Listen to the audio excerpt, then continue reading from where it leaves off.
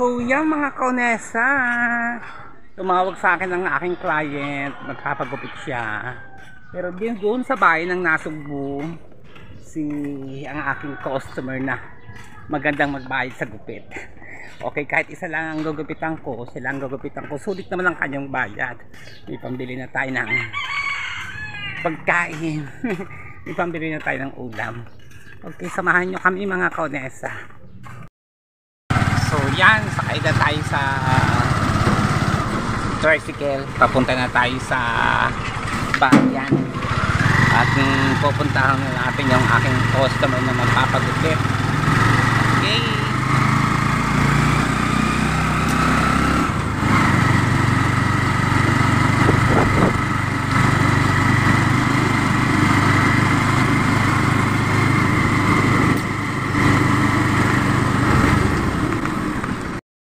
Bayan. Dito na tayo sa bayan. Yung abo dyan. Takot din sana may gugupitan akong isa. Customer ko. Dito na tayo sa bayan mga kaunesa.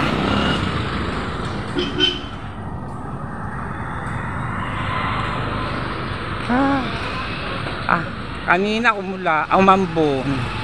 Ngayon bigla namang uminit. Bukas tayo ng payong.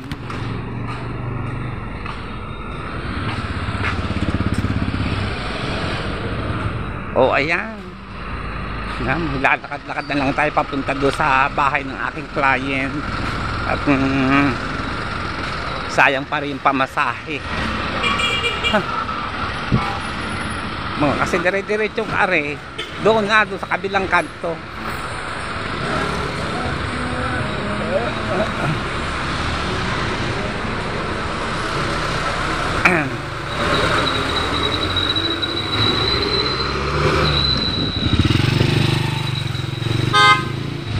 Ba yan?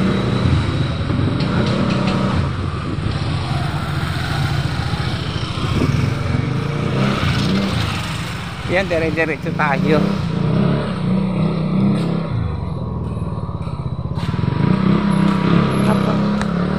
Ganda ng pangalan, barbershop, salon, spa. Daming customer lagi diyan.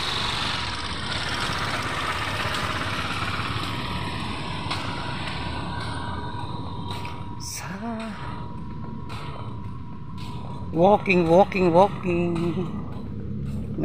Tapos paggupit, uuwi na ulit tayo sa Bukana. Pagkatapos maggupit ng isa, babalik na uli ng Bukana.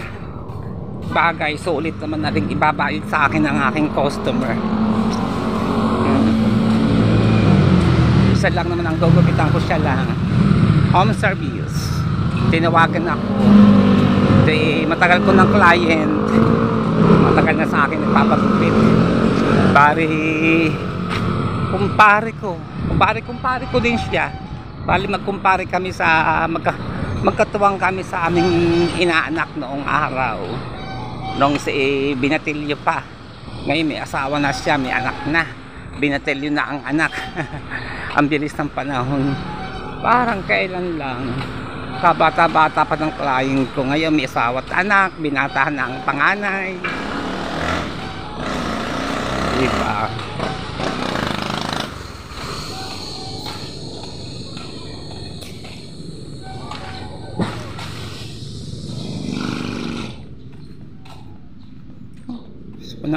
Ay, kuikin mo kalabaw. Yung may natapakan ako madulas. Kunti na ako nadapa. Opo. May mabuti na lamang nakapag-control ako kung hindi nadulas ako. Yan.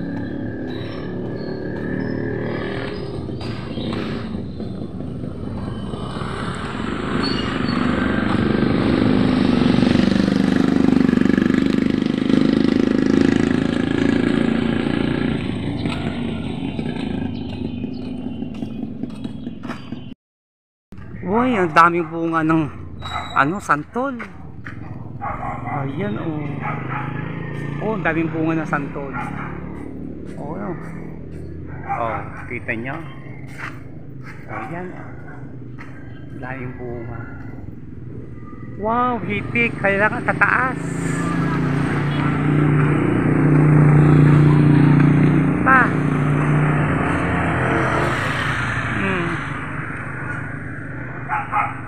Yun. Daming bunga, oh. Ang santol, oh. Hitik. Oh. Oh, dami. Uso ngayon kasi ngayon ng santol, eh. Dito sa bayan ng Batangas, mga kaonesa. Oh, daming bunga ng santol. Oh. Oh. Oh, hanggang ibaba, meron din. Oh. Oh, hitik ang bunga. Sigurado ito pag ito'y hinarvest to, ay siguradong mahina din ang ano. Ang 5K. Say,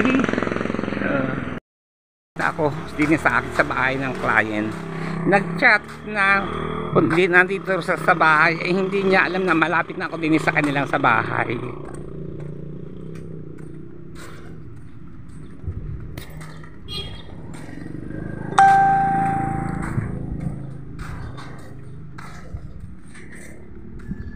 Nakakatok tayo.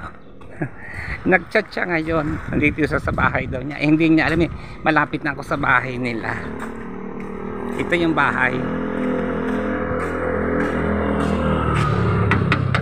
Tao po pare. Yan, nandito na ako. Ayan, papasok ko lamang ang chat mo, eh kasi hindi alam ni paring Paulo na andini na ako mula sa may kanto. Ang mga anak mo nagupit pa sa kami lang pagupitin ng mga bata. Ang kapal na agad ang buhok mo yan, ano? Yeah, may 2 buwan na ba yan? Nagtutumas na pala. Sabi, may pressure para yata ang bagyo. May pressure, may parating. Kaya pala yung araw ni lumaking bigla yung nagkaroon ng alon sa Bukana. Ang daming huli ni Jappers nito na isda. Ayun ang content doon, eh. Arbitration. Oo. Ang dami naman yung kasama, mga tauhan. Binibenta din niya yun. Bibili din. Malaki ng sabi sa pag-video, vlog. Sa pag-vlog na. Tatlo ang ina-uploadan noon. Mrs. Japper. Saka yung isa pa sa may anak yung bunso, eh. Naggawa siya ng pangatlong channel. Tatlo yung kanyang ina-uploadan. Yung isa, yung kanya, Japper Sniper, lampas na siyang 1 million subscriber. Ayun ang simula pa lang. Ayun ang nagpa-monetize sa amin. Kaya kami na-monetize. Kasi bahay namin yung mga yun, eh. Yung bayok ko ilaging kasama sa pangingisda. Kapag nagpapain ng isda. Yung ano yung pagkitang, nilalagyan ng pain. Laging kasama. O ay, binabayaran sila. Pag nabebenta na. Pag nabenta na yung isda, binabayaran sila ni Idol. Binibigyan. Siyempre. Hindi ko alam, eh. Ang alam ko kasi pag nasa out si Idol Japper, binibigyan din sila, eh. Kung sinong kasama niya sa pagko-content, sa dagat. Yun. Bukod pa yun, binibigyan pa rin niya ng tatong, buwan pag pagkakasahod.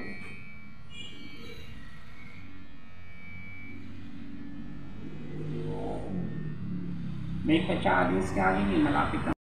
Oh, unang anak nga, iisa. Nakatuwa. May alaga rin akong pusa.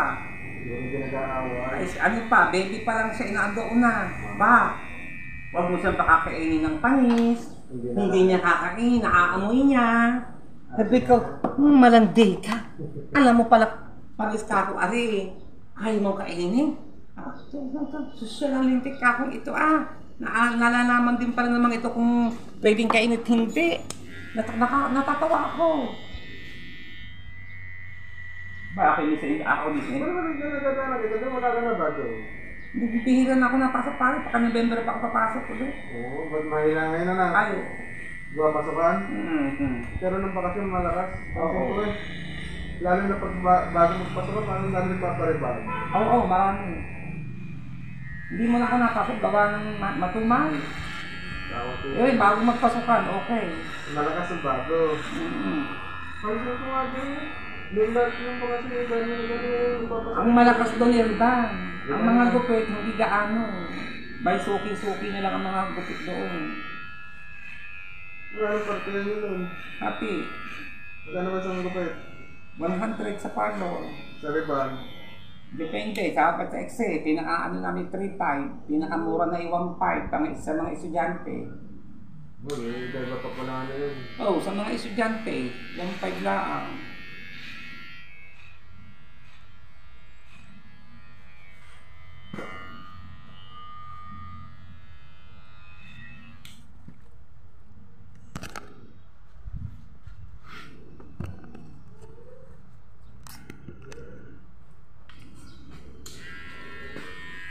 Kapag inilago ng buhok mo, ano? Ganito ano naman yun. Oo. Laki na inilago. Sige. Nandito ka na naman, kagano-gano ka naman. Sabi ko ng alaga mo. Ano na sa'yo? Hindi ka nag-aalaga ng babaeng aso, ano? Ayoko nga lumami. Dadami, ano?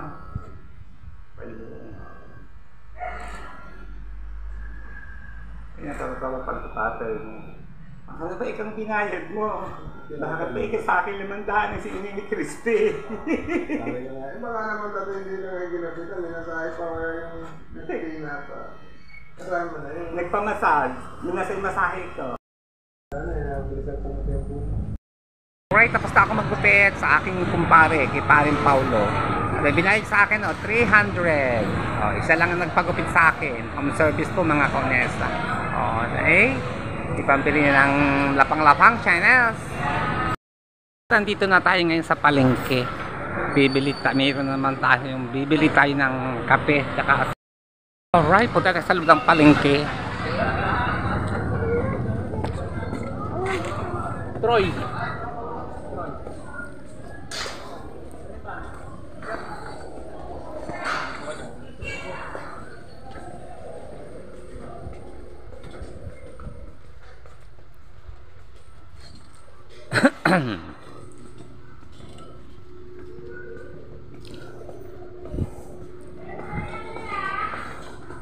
Bulaga, pareho tayo ng buhok.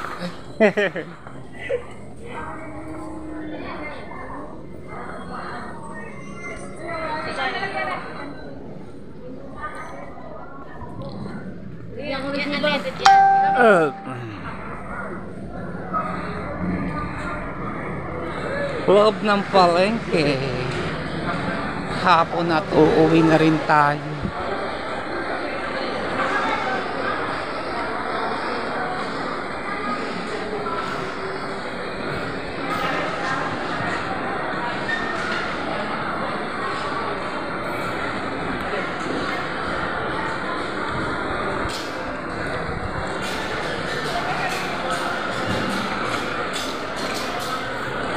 Ayan. Ang bilis ng oras. Hapon na agad. Hapon na agad. Kakain na naman ng hapunan. Tutulog na naman.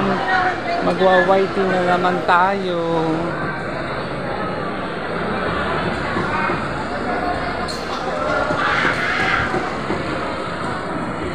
Hello, Beshi.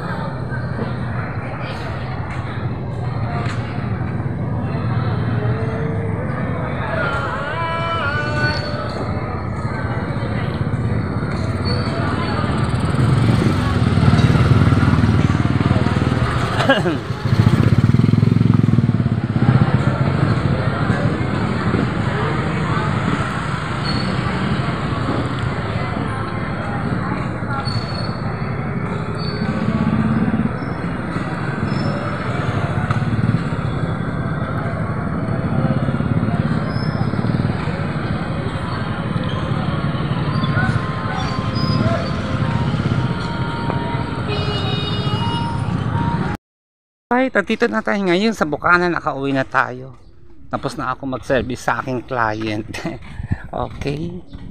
Ayan, nasa dagat na uli.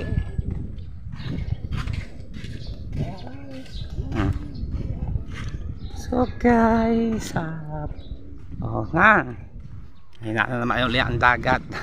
Andito na ulit tayo sa Barangay Bukana. Okay. Alright. Thank you so much. Thank you for watching. Bye-bye.